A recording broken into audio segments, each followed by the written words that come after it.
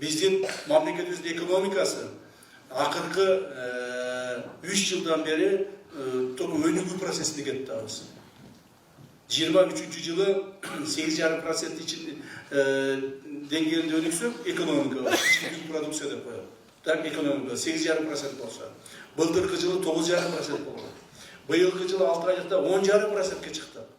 Биз бүгүнкү күндө экономикасы ушундай өсүп, каттуу темпен өсүп кетип аткан мамлекеттердин арасынан, мурдагы Советтер Союзу мамлекеттердин арасынан биринчи орунда турабыз. Экономикасы өсүшү. Ошондуктан бюджетибиз көтөрүлдү. Мына бюджетибиз 3,5 эсе көтөрүлдү. Так.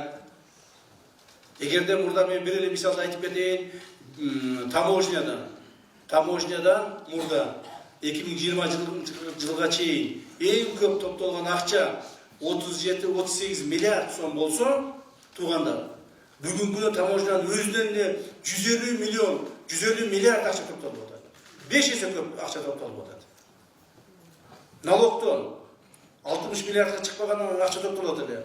Бүгүнкү күндө 250 миллиард акча топтолуп атат. То есть биздин экономикабыз ушундай бир кызуу темпен өнүгүп атат. Ошондуктан биз ушуну колдонуп элибиздеги бүт проблемаларды чечип калайлы деген аракетте. Мына өзүм айтып атпайбы, азыр мына тигил Чаткалы районунун эле жолуна 7 миллиард акча бөлүндү деп. Кайдан түшүп атат бул акчалар? Мурда бул акчалар кайда болгон? Эмне үчүн мурдадан бери ушул акчалар чыккан эмес дагы элдин пайдасына иштеген эмес? Себеби мамлекетибизде өтө чоң коррупция бар. Коррупция мамлекетти чырмап, талкалап, ушу садиктен баштап чоң ак үйгө чейин, министрлерге чейин коррупциянын алкагында болгон. Бирөөгө пара бермейинче, бирөөгө акча бермейинче, бирөөгө бир подарка бермейинче иши бүтпөй калган. Естественно, ошондой маалдарда ким байый? Ошондой маалда мамлекеттик чоң кызмат иштегендер, коррупцияга аралашкандар, так, налогду төлөбөгөндөр, мамлекеттен уурдагандар, ошолор гана ошол категориядагы адамдар байыгандарын калган калың журт, ушул төмөндөп жакырланып кете берет. Мектепте жакырланган, жолдо жакырланган, элдин айлык акысы, пенсиясы эч көтөрүлбөстөн жакырлай берген. Мына ошол процесс азыр токтолду. Кудай буйрса, мындан ары биз калың катмар, калың журт, ушул карапайым эл журттун турмушуна аракет кылышыбыз керек.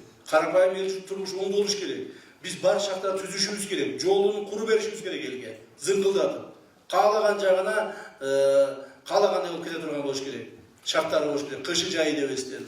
Мектебин куруу беришибиз керек, садигин куруу беришибиз керек, больницасын куруу беришибиз керек, зарплата, пенсиясын көтөрүп беришибиз керек.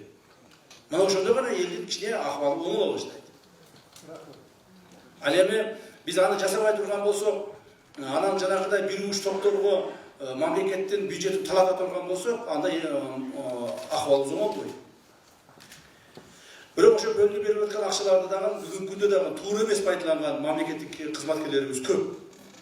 Аларды күндө-күн алыс биз жазага тартып атабыз мыйзам чегинде. Мындан кийин да ушундай болот. Эч кимди аябайбыз.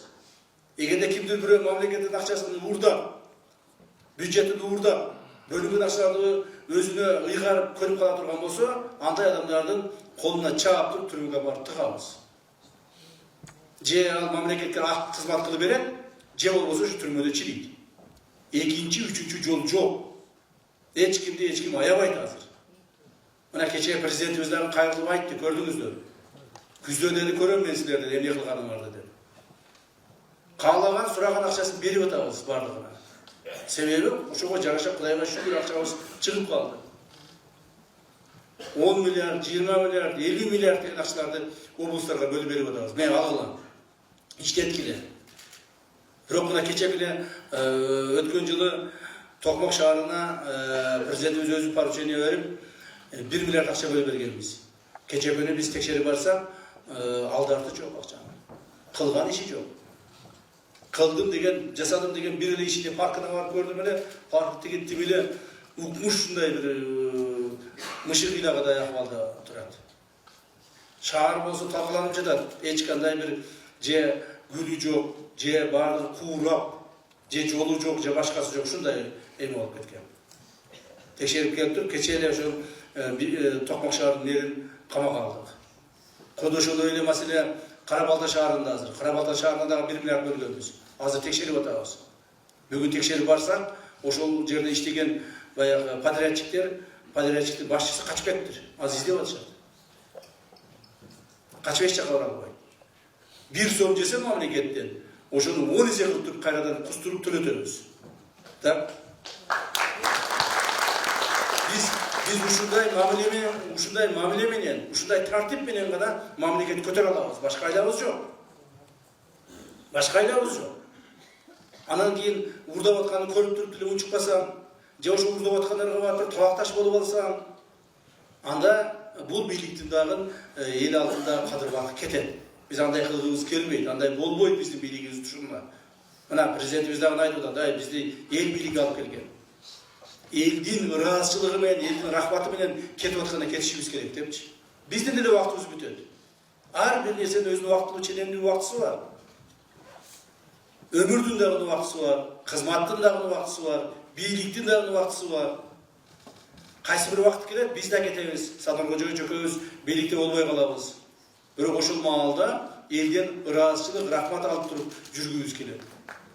Ошого чейин мамлекетибизди өсүп, өнүктүрүп, жанагы артка кайтуучу процесстерди жок кылып коюшубуз керек.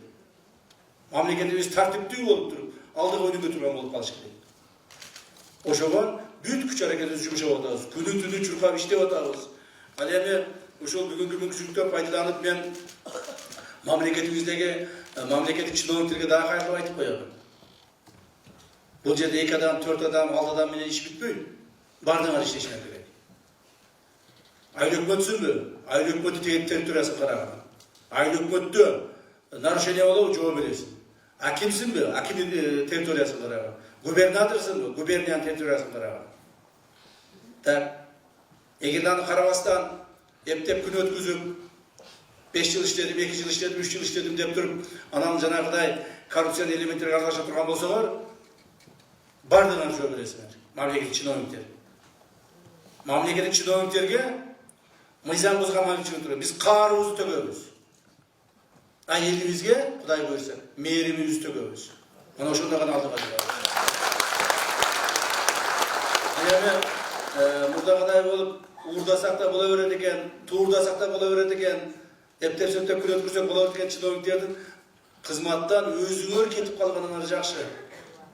Эртең колуңардан апарып, камап, кууп, жаманаттуу болгондон көрө иштегиң келбейби? Анда кызмат тапшырып бер. Могул жерде сенин араңарда жалындаган жаштар бар. Мен иштеймин, мамлекет үчүн кызмат кылам. Ушул районумду, айыл өкмөтүмдү, облустумду көтөрөмүн. Күнү-түнү иштеймин деген адамдар. Туурабы? Ошолдап келели кызматка. Тууган урукту же болбосо тага жээнди тартып отура турган болсо, ошол жерден биз эч жака алдыга жылабай калабыз.